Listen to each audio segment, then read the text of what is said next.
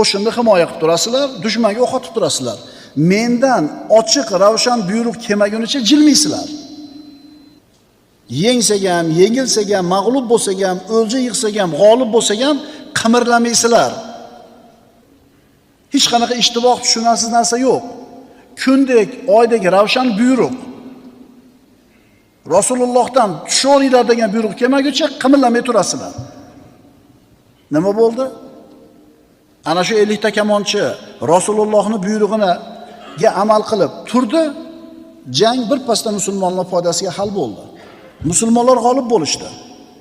Endi qachoniki mushriklar qochib g'animalarni yig'ishni boshlaganida 50 ta kamonchi g'animalardan quruq qolmaylik, jang tugadi deb tushib ketdi. Ana shu qilgan ishini oqibatida musulmonlar mag'lub bo'lishdi.